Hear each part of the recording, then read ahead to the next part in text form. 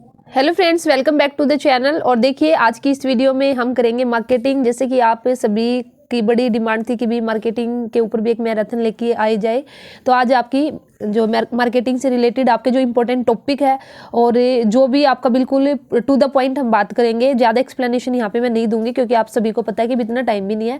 Just हम जो भी बिल्कुल जो इंपॉर्टेंट है ना वो यहाँ पे सब कुछ राइट डाउन है। और इसी के साथ ही आपको इसकी PDF है जो टेलीग्राम चैनल पर मिल जाएगी। तो टेलीग्राम चैनल को अभी तक ज्वाइन नहीं किया तो वहाँ उसको ज्वाइन कर लीजिए, ठीक है। टेलीग्राम चैनल का लिंक आपको वो कमेंट बॉक्स में मिल जाएगा।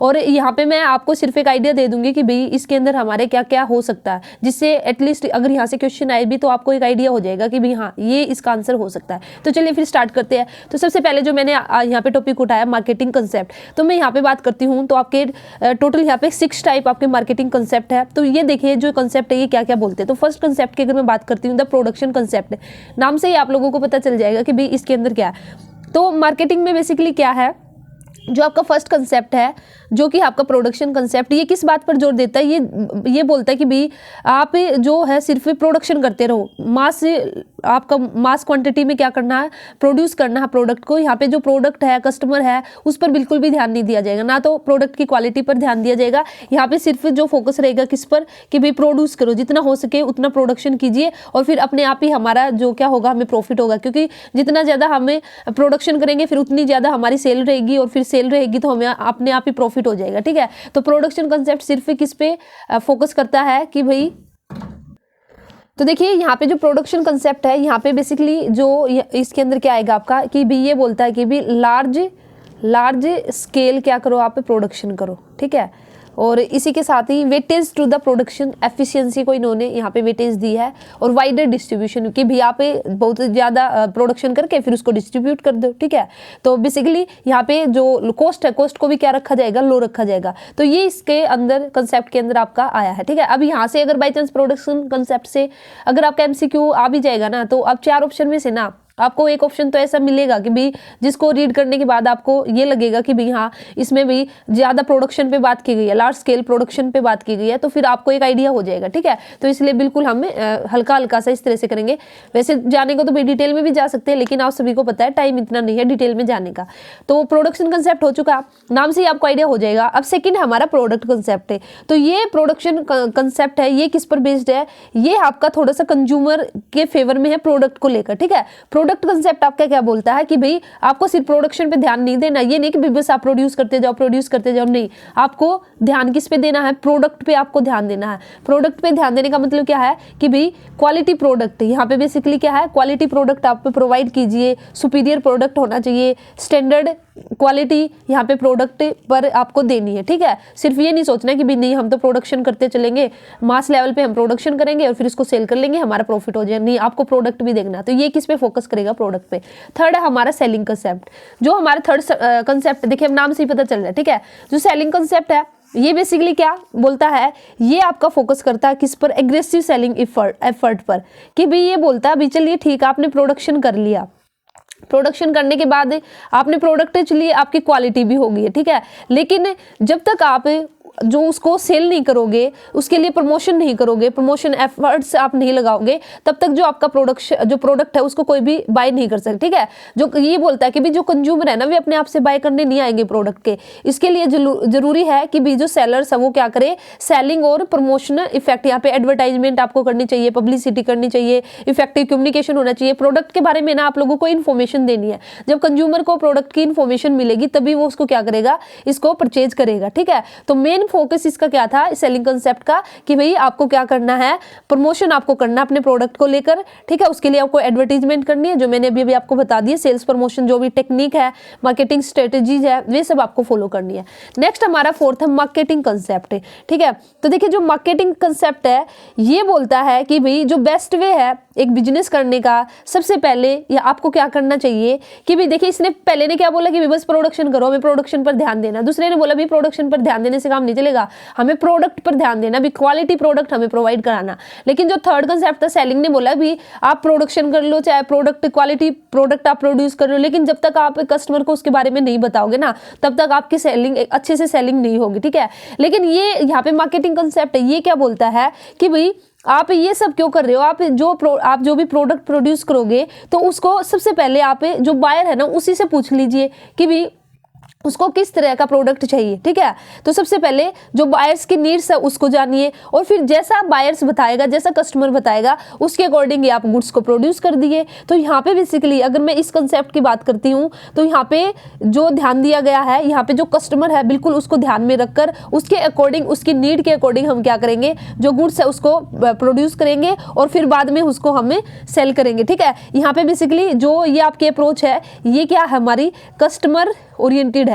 यहाँ पे एक तरह से जो कस्टमर है, जो कंज्यूमर है, उसको क्या कंसीडर किया गया है कि भी कस्टमर आपका क्या है, किंग है मार्केट का, ठीक है। तो इसलिए इसने जो फोकस किया, इसने क्या कहा कि ये भी हमारी कस्टमर ओरिएंटेशन है, इसमें हम इफेक्टिव मार्केटिंग प्रोग्राम करेंगे, ठीक है। प्रॉफिटेबिलिटी, हम अपना प्रॉफिट भी देखेंगे, ऐसा नहीं है कि भी हमारा प्रॉफिट नहीं होगा, लेकिन किसके साथ, विद द कस्टमर सेटिस्फेक्शन। यहाँ पे कस्टमर है उसको सेटिस्फाइड करना जरूरी है। तो यहाँ पे जो मेन फोकस रहेगा आपका मार्केटिंग में, वो किस पर रहेगा, कस्टमर पर, ठीक है। नेक्स्ट हमारा सोशल मार्केटिंग। तो सोशल जैसे नाम से ही आपको पता चल रहा कि भी ऐसा नहीं है कि भी आपका पर्पज ये होना चाहिए कि भी हमें तो प्रोडक्ट बना के बेचना और हमें प्रॉफिट अर्न करना, ठीक है। नहीं, आपको सोसाइटी का भी ध्यान में रखना। सोसाइटी से हमने कितने सारे रिसोर्सेज ले रखे हैं, ठीक है। तो हमें सोशल वेलबींग, ठीक है, सोसाइटी के प्रति भी हमारी जिम्मेवारी बनती है कि भी हम जो भी प्रोडक्शन करें हमारा इन्वायरमेंटल फ्रेंडली हो, हम कोई भी इसी तरह की कोई भी हरकत ना करें, ठीक है, जो हमारी सोसाइटी को नुकसान पहुंचाए। तो इसलिए हमारा सोसाइटी से रिलेटेड है। नेक्स्ट हमारा होलिस्टिक। होलिस्टिक कंसेप्ट हमारा बेसिकली क्या है,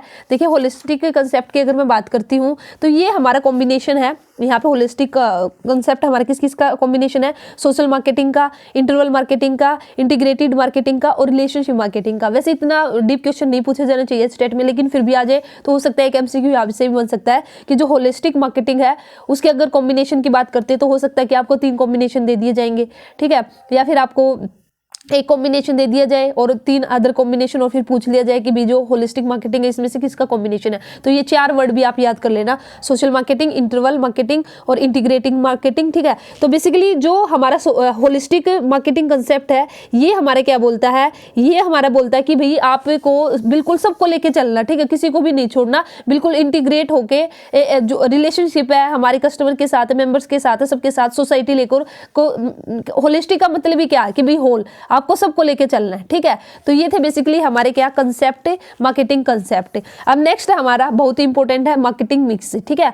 अगर मैं मार्केटिंग मिक्स की बात करती हूँ तो इसमें हमारे आते हैं 4 P's, और जो 4 P's है तो सबसे इंपॉर्टेंट है, आपको याद रखना है कि भी ये किसने दिए है, ये दिया आपके MC कार्थी ने, ठीक है, JMC कार्थी ने जो आपके 4 P's दिए हैं। और 4 P's के अंदर हमारे क्या क्या आएगा, प्रोडक्ट, प्राइस, प्रमोशन और प्लेस, ठीक है, प्रोडक्ट, प्राइस, प्रमोशन और प्लेस। तो ये आपको याद रखना है। हो सकता है कि भी यहाँ से भी क्वेश्चन बन जाए कि भी बताइए कौन कौन सी 4 P's है, ठीक है, या कोई एक ना दे के फिर पूछ लिया जाए कि भी 3 दे देंगे आपको और पूछ लिया जाएगा कि भी एक अलग से दे दिया, और क्वेश्चन होगा कि भी बताइए इनमें से कौन सा 4 P में नहीं आएगा। तो product, price, promotion, place. Product की बात करूंगी तो प्रोडक्ट के अंदर बेसिकली हमारा क्या आएगा कि भी जो प्रोडक्ट होगा हमारा कैसा प्रोडक्ट है, उसकी ब्रांडिंग, पैकेजिंग, सर्विस। प्राइस के अंदर हमारा प्राइस कैसे रखेंगे, भी हम डिस्काउंट देंगे, ऑफर प्राइस रहेगा, क्या कॉस्ट रहेगी। प्रमोशन में फिर से वही आ गया, भी एडवर्टाइजमेंट करना, पर्सनल सेलिंग करना, पब्लिसिटी करना।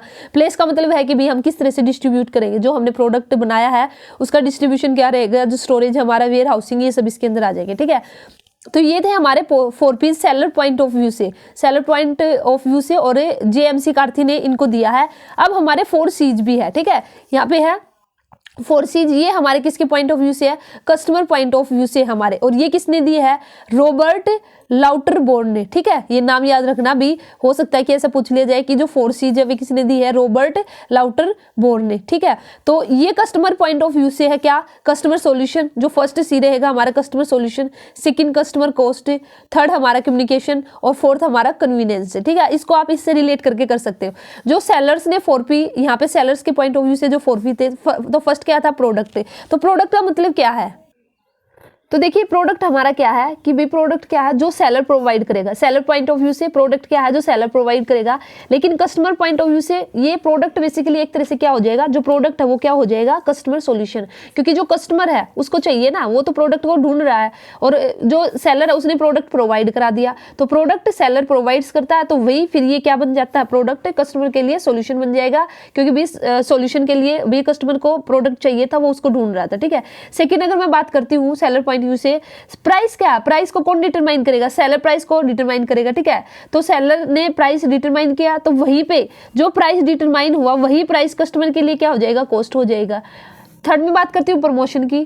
ठीक है, तो प्रमोशन हमारा क्या है कि भी जो प्रोड्यूसर होगा वो क्या करेगा, जो उसने एक प्रोडक्ट है उसकी क्वालिटीज के बारे में बताएगा। प्रमोशन का मतलब क्या, प्रोडक्ट के बारे में ही बताना कि भाई हमने ये प्रोडक्ट बनाया, इसमें क्या क्या क्वालिटीज है।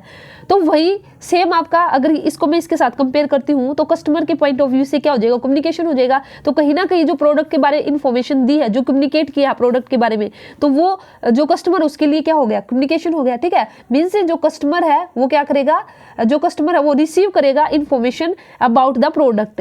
ठीक है, तो इस तरह से हम इसको इस तरह से रिलेट करके भी हम जो 4 P's है और 4 C उनको याद कर सकते हैं। फिर मैं बात करती हूँ अगर प्लेस की, प्लेस का मतलब क्या, सेलर डिस्ट्रीब्यूशन है कि भी सेलर डिस्ट्रीब्यूट करेगा, किस प्लेस पे डिस्ट्रीब्यूट करेगा, तो वहीं पे जो हमारा कस्टमर है, कस्टमर के लिए वो क्या हो जाएगा, कन्वीनियंस हो जाएगा, मीन्स वही customer get the product easily. तो जो सेलर है वो इस तरह से डिस्ट्रीब्यूशन करना चाहेगा कि भाई जो कस्टमर है उसको बिल्कुल इजिली प्रोडक्ट अवेलेबल हो जाए, मिल जाए उसको। ठीक है, तो इस तरह से आप याद कर सकते हो 4P प्रोडक्ट।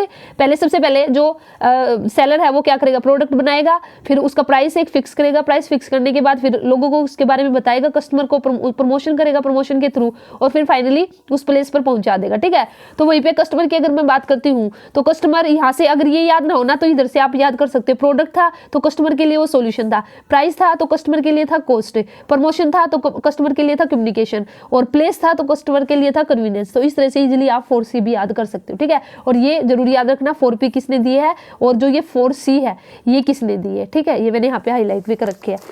इसी के साथ ही नेक्स्ट हमारा इंपॉर्टेंट टॉपिक है, इसी के साथ ही है, देखिए वैसे ना एक 5th P भी बोला जाता है, अगर मैं यहाँ पे बात करूँ आ भी जाए तो भाई से जो 5th P है, तो जो पैकेजिंग है ना, पैकेजिंग को 5th P बोला गया है। ठीक है, पैकेजिंग को क्या बोला गया, 5th P। तो अब हम बात करते हैं 7P की। तो देखिए 7P भी हमारे मार्केटिंग मिक्स के 7P किसने दिए थे, बूम्स एंड बिटनर ने। ठीक है, ये याद रखना कि भाई जो 7P है वो किसने दिए थे, बूम्स एंड बिटनर ने। तो यहाँ पे अगर मैं बात करती हूँ 4P तो पहले से ही थे, तो बेसिकली जो बूम एंड बिटनर था ना उसने 3P दिए थे, लेकिन कहने में फिर आ जाता है कि भी 7P क्या दिए, 7P आ जाए या फिर पूछ लिया जाए कि भी जो एडिशनल 3P है वो किसने दिए, तो आपको लिखना बूम एंड बिटनर। ठीक है, तो 4P तो हम अभी कर चुके हैं, तो 3P हमारे और इंक्लूड किए गए। तो 3P में हमारे कौन कौन है, पीपल, प्रोसेस और फिजिकल एविडेंस। तो ये आपको तीनों याद रखने हैं कि भी जो 3P और एडिशनल ऐड करके टोटल 7P बने, तो 3P हमारे कौन कौन से थे, पीपल, प्रोसेस और फिजिकल एविडेंस। ठीक है, तो उसके बाद हमारा नेक्स्ट टॉपिक है प्रमोशनल टूल, या फिर इसको हम बोलते हैं प्रमोशन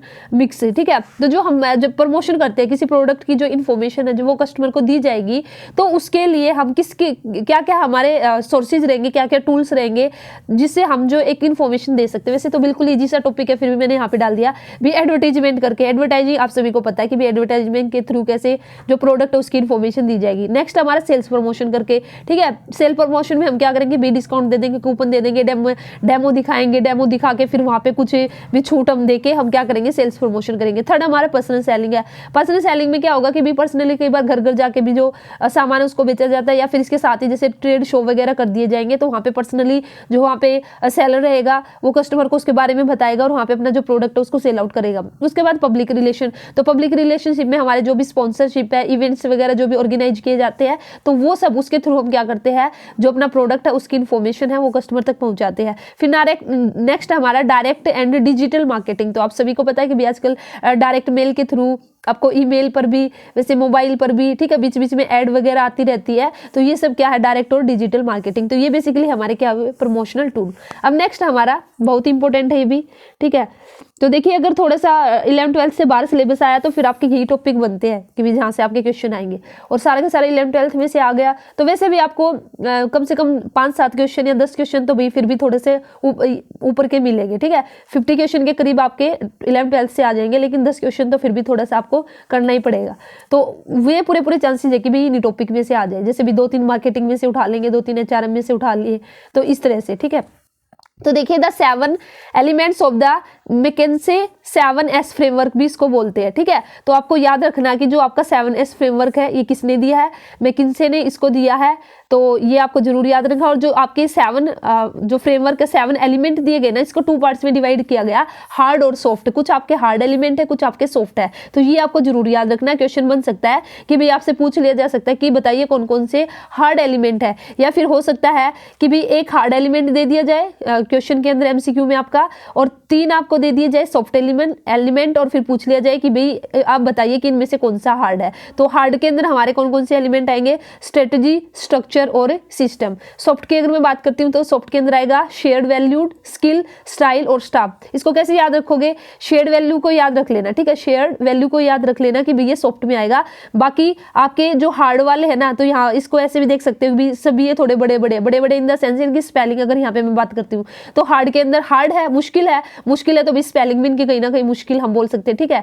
मुश्किल तो नहीं है वैसे, एक याद रखने का तरीका कि जो स्पेलिंग बड़ी है, जिनकी स्पेलिंग बड़ी है वे हार्ड एलिमेंट है, और जिनकी स्पेलिंग छोटी है वे हमारे क्या, सॉफ्ट एलिमेंट। ऐसे इसको याद रख सकते हो, ये याद रखने का एक तरीका है, ठीक है। बस इसको याद रख लेना, क्योंकि भाई शेयर्ड वैल्यूज की भी जो स्पेलिंग है थोड़ी सी बड़ी है, लेकिन यहाँ पे भी बड़ी नहीं है, यहाँ पे 2 आपकी टोटल 2 दे रखी है, शेयर और वैल्यू अलग है, तो इसको अलग से करोगे तो ये भी हो जाएगी, ये भी छोटी छोटी है, वैसे याद हो ही गए होंगे, ठीक है। आपका स्ट्रेटजी, स्ट्रक्चर और सिस्टम आएगा हार्ड के अंदर, और स्किल, स्टाइल सॉफ्ट है, और उसके बाद शेयर वैल्यू आ जाएगा सॉफ्टवेयर। नहीं तो मैंने आपको बता ही दिया, ये ऐसे याद कर लेना कि भाई जिसकी स्पेलिंग बड़ी है वो हार्ड के अंदर आएगा, क्योंकि हार्ड बड़ी, स्पेलिंग थोड़ा मुश्किल है, ठीक है।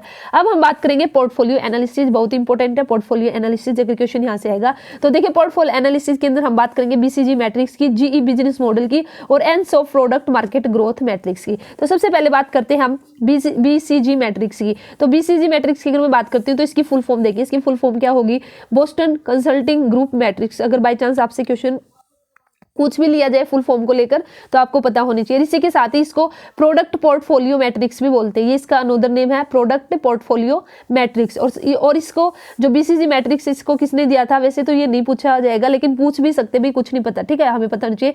ब्रूस हेंडरसन ने दिया था और 1970 में इसको दिया था, ठीक है, तो ये आपको याद रखना। तो देखिए बेसिकली जो हमारा ये मॉडल है BCG मैट्रिक्स है, जो ये मॉडल है ये किसके रिगार्डिंग है कि भाई जो एक बिजनेस है, ठीक है, ऑर्गेनाइजेशन है, जो भी वो जिस भी प्रोडक्ट में डील करती है तो वो वहाँ पे चेक करना चाहती है कि भाई क्या उसकी जो उसका प्रोडक्ट है उसकी मार्केट में ग्रोथ है, उससे उसको भी प्रॉफिट मिल रहा है या नहीं मिल रहा, क्या हमें जो प्रोडक्ट है उसको उसमें हमें उसको कंटिन्यू रखना चाहिए या फिर उसको निकाल लेना चाहिए, ठीक है। अभी अगर हमें ये लग रहा है कि भाई नहीं इसमें तो कोई फायदा है नहीं, हमें इन फ्यूचर ना तो इस प्रोडक्ट की ग्रोथ है और ना ही अभी ये हमें कुछ भी दे रहा, तो हमें हमारे लिए फायदा यही होगा कि भाई हम इस प्रोडक्ट में से डिसइन्वेस्टमेंट कर ले, इस प्रोडक्ट को निकाल ले और फिर अपना कोई न्यू प्रोडक्ट लेके आए। तो देखिए इसमें बेसिकली आपको मार्केट शेयर और बिजनेस शेयर और ग्रोथ आपको लेना, वैसे तो ये ऐसे एक्सिस बेस को दिखाते हैं, ठीक है, एक पे मार्केट शेयर लेंगे तो एक पर हम मार्केट ग्रोथ लेंगे, ठीक है, लेकिन मैंने आपको ऐसे याद करने के लिए वहां पे आपसे ऐसे नहीं पूछेंगे कि भाई ये एक्स एक्सिस पे क्या आएगा, मार्केट शेयर आएगा या ग्रोथ आएगा। मेन वहां पे जो क्वेश्चन बनता है ना, तो 4 सिचुएशन इसमें बनती है, स्टार, डॉग, कैश काउ। तो क्वेश्चन आपका ऐसे ही बनेगा कि भाई पूछ लेंगे कि भाई स्टार की कौन सी सिचुएशन है, स्टार वाला कैश कौन सा है आपका, डॉग वाला कौन सा है, तो वो मैं आपको बता देती हूँ। देखिए अगर जो एक बिजनेस ऑर्गेनाइजेशन है उसका जो मार्केट शेयर बोल सकते हैं या फिर इसको बिजनेस शेयर बोल सकते हैं, इसी के साथ इसको ग्रोथ बोलते हैं, ठीक है। अगर मार्केट शेयर भी हाई है, ठीक है, मार्केट शेयर भी हाई है और ग्रोथ भी हाई है तो उसको हम क्या बोलेंगे, स्टार हम उसको बोलेंगे, ठीक है। भाई उस प्रोडक्ट को में तो हमें कंटिन्यू रहना है, उससे तो हमें बहुत बेनिफिट हो रहा है, हमारे ग्रोथ के भी चांसेस है और हमारा शेयर भी हाई है। तो ये याद रख लेना, अगर दोनों हाई है, मार्केट शेयर भी और ग्रोथ भी, तो वो है कहलाएगा हमारा स्टार। और अगर दोनों ही लो है, ठीक है, दोनों ही क्या है, लो है, तो उसको हम क्या कहेंगे, डॉग कहेंगे। अब सेकंड है, ये तो याद हो जाते हैं, ठीक है, दो ये तो बिल्कुल अच्छे से याद रहते हैं बच्चों को भी, हाई है तो नाम से भी आइडिया हो रहा है, अभी उसको स्टार ही बोलेंगे, आपका दोनों चीज हाई है, ठीक है। और ये भी याद रखना क्या हाई है, मार्केट शेयर और ग्रोथ। और अगर दोनों ही लो है तो उसको क्या बोल देंगे, हम डॉग बोल देंगे। लेकिन हम बात करते हैं कैश काउ की, ठीक है, यहाँ पे कंफ्यूजन रहती है, भी कैश काउ में हमें ये तो पता कि भी एक लो होगा एक हाई रहेगा, लेकिन कंफ्यूजन ही हो जाती है कि भी कौन सा लो रहेगा कौन सा हाई रहेगा। तो इसको याद रखने का क्या तरीका, देखिए वैसे मैं आपको बता देती हूँ पहले, जो कैश काउ है ना, कैश काउ में हमारा जो मार्केट शेयर है ना वो तो रहेगा हाई, लेकिन जो ग्रोथ है ना वो हमारी क्या रहेगी, लो रहेगी। तो आपको इसको कैसे रखना, कैश काउ, काउ मीन्स दूध देने वाली, ठीक है। तो भाई हमारा ये, हम इसको ऐसे याद रख सकते हैं कि भी जो ये हमारी गाय है ना, ये अभी दूध तो बहुत ज्यादा दे रही है, ठीक है, अब तो दे रही है, अब कम दे रही है तो भाई इसको दूध बेचने से हमारे पास पैसा आ रहा है, हम ये सोच ऐसे कर सकते हैं, ठीक है। मीन्स हमारा जो शेयर है वो हाई हो रहा है, लेकिन हाँ आगे इन फ्यूचर भी इसकी ग्रोथ नहीं, आगे ये ग्रो नहीं करेगी, ठीक है। तो इसको आप ऐसे याद रख लेना और आप अपने आप से भी याद कर लेना भाई, जैसे भी आपको ईजी लगे। मैंने आपको बता दिया, ऐसे भी ईजी रहेगा कि भाई हाँ इससे हमें पैसा तो मिल रहा है, ऐसे याद रख सकते हो भाई ये जो हमारी काऊ है ना, गाय है, भाई अभी के लिए तो हमें पैसा लग रहा है, लेकिन भाई आगे जाके नहीं है, इसकी ग्रोथ नहीं होगी, ये ग्रोथ तो कर ही नहीं रही है, ऐसे की ऐसी है, ठीक है। तो इसको ऐसे याद रख सकते हो। अब हमारा बचा क्वेश्चन मार्क। तो क्वेश्चन मार्क में हमारा क्या, देखिए क्वेश्चन मार्क में हमारा क्या डाउट है, भैया अभी तो पैसा नहीं आ रहा है इससे, इस प्रोडक्ट से, अभी तो हमारा मार्केट शेयर नहीं हो रहा है, लेकिन फ्यूचर में ग्रोथ के चांसेस है। कई बार होता है ना यार, अभी तो ये कुछ नहीं दे रहा लेकिन बाद में फ्यूचर में देगा, तो इस पे हम क्या करें, हमें डाउट है क्वेश्चन मार्क, अभी इस प्रोडक्ट में हम डील करें या ना करें। तो यहाँ पे थोड़ा सा हमारे लिए क्वेश्चन मार्क वाली सिचुएशन हो जाती है, क्योंकि फिलहाल तो हमें कुछ नहीं मिल रहा, हाँ लेकिन इन फ्यूचर हो सकता है कि भैया हमारी ग्रोथ हो जाए, तो इसलिए तो क्वेश्चन मार्क हुआ ना, ठीक है। तो भी इस तरह से आप इसको याद रखना और आप अपने आप से कर लेना जैसे भी आपको इजी लगे। तो ये था हमारा बीसीजी मैट्रिक्स। आई होप आपको बिल्कुल अच्छे से समझ में आया होगा, लेकिन कहीं पर भी कोई भी डाउट लगे तो आप कमेंट सेक्शन में पूछ लेना। नेक्स्ट हमारा GE9 सेल मैट्रिक्स। इसको जो GE9 सेल मैट्रिक्स है, इसमें मैं ज़्यादा नहीं, इतना ही कर लीजिए आपका। इसको मैकिन्से 9 बॉक्स मैट्रिक्स भी इसको बोलते हैं, ये याद रख लेना। इसको मैकिन्से 9 बॉक्स मैट्रिक्स भी इसको बोलते हैं, और इसी के साथ ही इसको स्टॉपलाइट मैट्रिक्स भी बोलते हैं, ठीक है। इसके अंदर आप इतना ही कर लीजिए। नेक्स्ट हमारा एनसोफ, ये भी हमारा इंपॉर्टेंट है, जो कि हमारा Ansoff product market growth matrix, Ansoff product market growth matrix, ये मैं आपको बता देती हूँ इसको आपको कैसे याद करना, ठीक है। तो देखिए इसमें भी हमारा बेसिकली क्या रहेगा, इसमें क्वेश्चन कैसे बन सकता है, यहाँ से बन सकता है कि भी आपसे पूछ सकते हैं कि डाइवर्सिफिकेशन की क्या सिचुएशन होगी, पेनिट्रेशन किसको कहेंगे, प्रोडक्ट डेवलपमेंट हमारा कब होगा, मार्केट डेवलपमेंट कब होगा। तो इसके लिए भी मैंने वैसे इसको भी ऐसे एक्स एक्सिस पे हम दिखाते हैं, ठीक है। एक जगह हम प्रोडक्ट ले लेंगे तो एक जगह मार्केट ले लेंगे, और फिर ऐसे 4 बॉक्स करके बनाएंगे, ये 4 इस तरह से बनता है। लेकिन आप ऐसे याद कीजिए, ऐसे भी आपको ईजी हो जाएगा।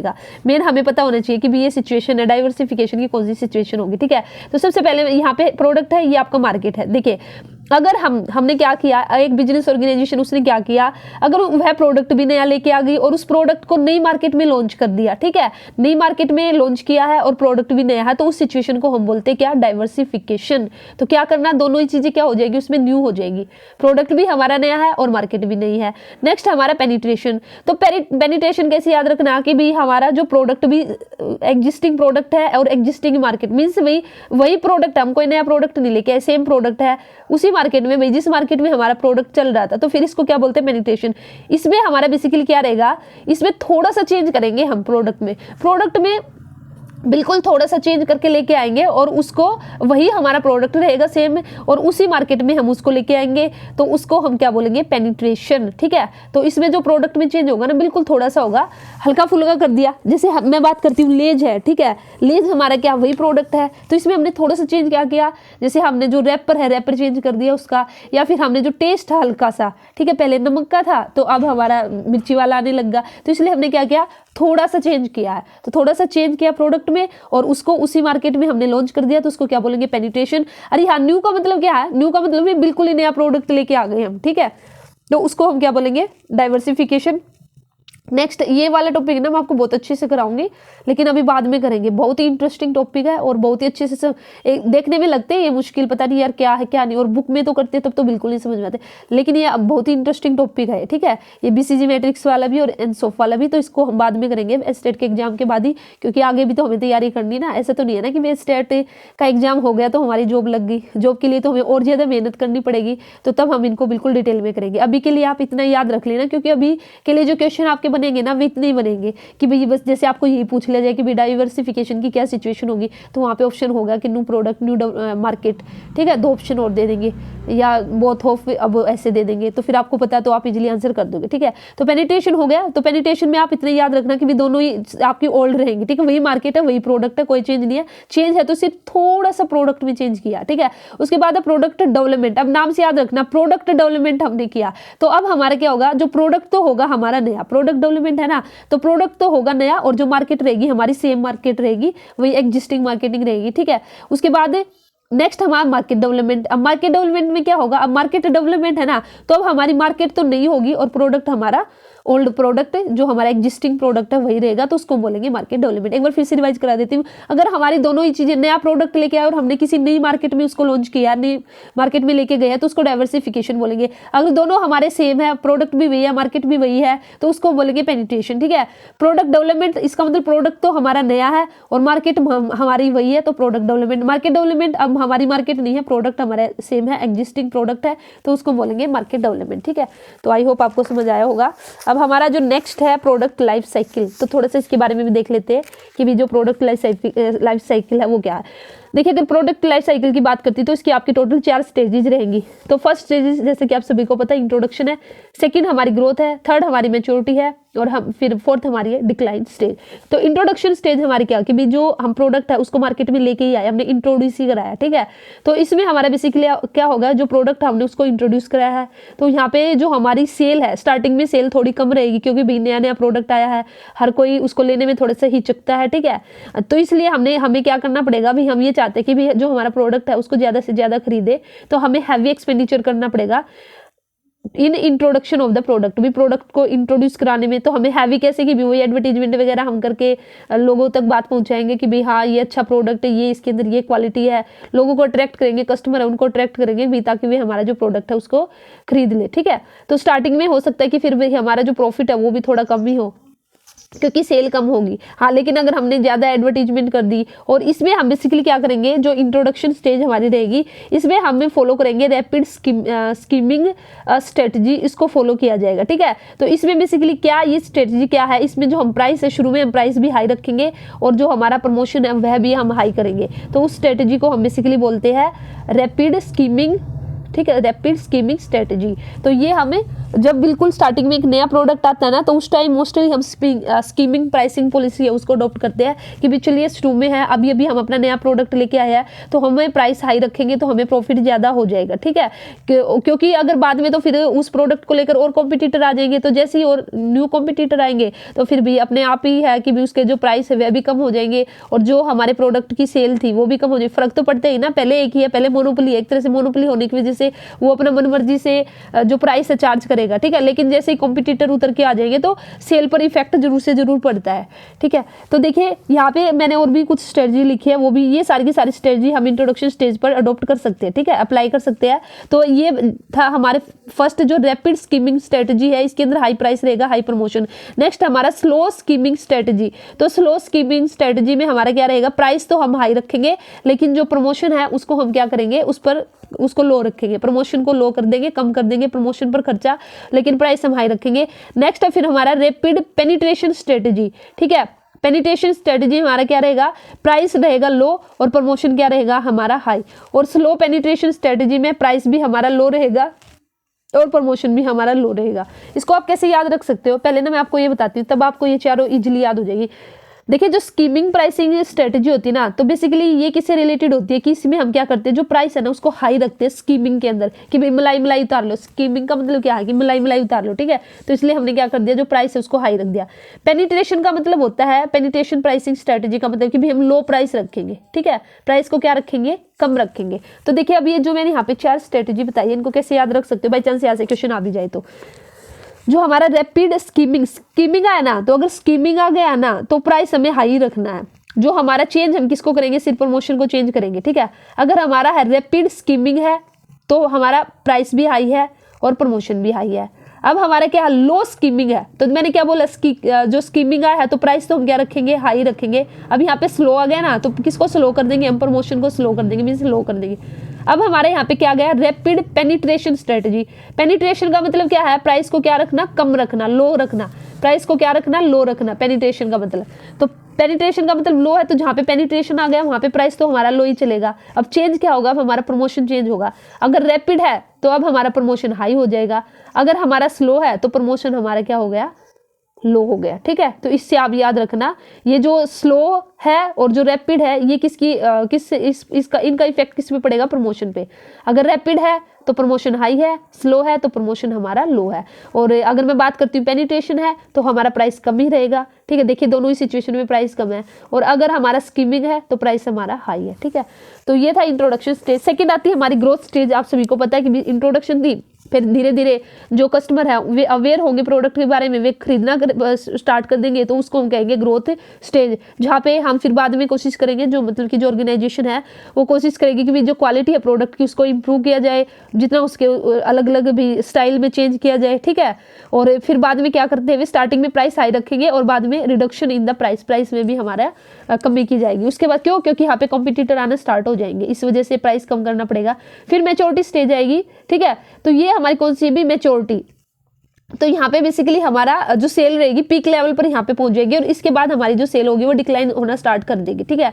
तो यहाँ पे जो अभी सेल है वो स्लो डाउन हो जाएगी सेल, ठीक है। Slow down the sale growth में, जो जिस ग्रोथ से ऐसे बढ़ रही थी ना हमारी सेल, जैसे ऐसे चलता है इसका, तो जैसे पहले इंट्रोडक्शन था तो अभी इंट्रोडक्शन पे तो कम थी, फिर हमारी जो ग्रोथ आई तो उस पर बढ़ने लगी, फिर ऐसे बढ़ने लगी। लेकिन अब जो बढ़ना स्टार्ट हो जाएगी ना, सेल की जो ग्रोथ थी वो थोड़ी स्लो कम स्पीड में अब ग्रो करेगी, ठीक है। लेकिन एक फेज ऐसा आएगा कि जहाँ पे जो हमारी सेल है ना वो क्या हो जाएगी, स्टॉप हो जाएगी। स्टॉप इन द सेंस कि भी आके पीक लेवल पे वो पहुंच जाएगी, ठीक है। मैक्सिमम जो लेवल है उस पर हमारी पहुंच जाएगी, तो उसको बोलते हैं पीक सेल। और वहां पे हमारा क्या होगा, हाई प्रॉफिट होगा, ठीक है। क्योंकि यहाँ पे अब जो कंपटीशन है वो बहुत ज्यादा इंक्रीज हो चुका है मैच्योरिटी स्टेज पर। और फिर इसके बाद की स्टेज आप सभी को पता है कि भी हमारी सेल है जो वो गिरना स्टार्ट हो जाएगी, तो इसको हम बोलेंगे डिक्लाइन स्टेज, जहाँ पे हमारा प्रॉफिट भी डिक्रीज हो जाएगा। और अब यहाँ पे जो कस्टमर है वह क्या करेगा, वो स्विच करेगा टू द अदर प्रोडक्ट। अब वह हमारे प्रोडक्ट को छोड़कर दूसरे प्रोडक्ट पर क्या कर लेगा, स्विच कर लेगा, तो इसलिए इसको बोलते हैं हम डिक्लाइन स्टेज। तो ये थी हमारी प्रोडक्ट लाइफ साइकिल स्टेज। तो ये था भैया आज की वीडियो में आपको मार्केटिंग को लेकर। तो मुझे जो इंपॉर्टेंट लगे मैंने वे टॉपिक उठा के आपको यहाँ पे, मार्केटिंग है वो बिल्कुल हाफ एन आवर के अंदर उसको कंप्लीट कराने की कोशिश की है। तो फिर भी अगर कोई टॉपिक बचा हुआ हो तो वो आप रीड आउट करके चले जाना, ठीक है। क्योंकि अभी अगर मैं बोलूँगी भाई मैं आपको वो जो भी टॉपिक अगर बचा हुआ है, तो वैसे आप मुझे भी बता देना, अगर मुझे टाइम लगा तो मैं उस टॉपिक को भी कवर करा दूंगी। अगर मार्केटिंग के अंदर आपको लगता है कि भी कोई इंपॉर्टेंट टॉपिक है रह गया और मैं नहीं करा पाई हूँ तो फिर मैं उसको करा दूंगी, ठीक है। नहीं तो आप खुद से रीड करके चले जाना, क्योंकि भाई अब तो टाइम नहीं है। अभी तो देखती हूँ, कोशिश करती हूँ। अभी FM, हाँ आपकी जो FM के लिए भी वीडियो लेके आनी है, तो FM के लिए भी बिल्कुल तैयारी मैंने कर ली है, ठीक है। आपके नोट्स वगैरह अभी आपको हो सका तो कल आपको मैं FM के लिए भी प्रोवाइड करा दूंगी, जिसके अंदर कैपिटल स्ट्रक्चर रहेगा, हमारा कॉस्ट ऑफ कैपिटल है, डिविडेंड पॉलिसी है, ठीक है। तो ये जो इंपॉर्टेंट टॉपिक है इन सबको हम कर लेंगे। तो उसके बाद आपका बिजनेस इन्वायरमेंट भी बचता है और अभी जो कंज्यूमर प्रोटेक्शन एक्ट है, तो 2। तो टोटल अभी फिलहाल मैं सोच रही हूँ आपको, एक तो FM और एक आपका बिजनेस इन्वायरमेंट और 3rd आपका कंज्यूमर प्रोटेक्शन एक्ट, ठीक है। तो ये 3 वीडियो और आपको मैं सोच रही हूँ यहाँ पे देने की। और इसके अलावा अगर कोई टॉपिक बचा हुआ तो वह आप मुझे बता देना, ठीक है। तो उस पर कोशिश करूँगी, क्योंकि अभी वही है 1-2 दिन में, और आपको जितनी वीडियो हो सका उतनी प्रोवाइड करा दूंगी तो ठीक रहेगा। उसके बाद तो फिर टाइम, आज आप देख ही सकते हो कि 28 तो आज हो ही चुका है, तो टाइम ही नहीं बचा। तो कम से कम 30 नवंबर तक तो सिलेबस कंप्लीट हो जाना चाहिए ना, 29 और 30 तक। तो 1-2 को तो फिर रिवीजन करना चाहिए, 3 को तो पेपर है ही। तो कम से कम 2 दिन तो ऐसा होना चाहिए कि भी हम कुछ नया ना पढ़े, उसी को रिवाइज करें, ठीक है। तो फिर भी आप लोग मुझे बता देना, अगर ये अभी मैं सोच रही हूँ आपको FM की, बिजनेस इन्वायरमेंट की और आपका जो कंज्यूमर प्रोटेक्शन एक्ट है इसके रिगार्डिंग और इम्पोर्टेंट आपको बता दूं। और इसके अलावा कुछ मुझे इंपॉर्टेंट लगेगा बचे हुए, या चाहे फिर वो HRM के है, आपका बैंकिंग का भी बचा हुआ है। वैसे सिलेबस तो अभी बहुत बचा हुआ है, ठीक है। चलिए फिर कोशिश करते भी जितना होगा अपना 100% देने की कोशिश करूंगी, ठीक है। तो आप खुद से भी अपनी तैयारी करिए अच्छे से, और फिर से बोलूंगी अपनी क्लास 11-12 को बिल्कुल अच्छे से करके जाना।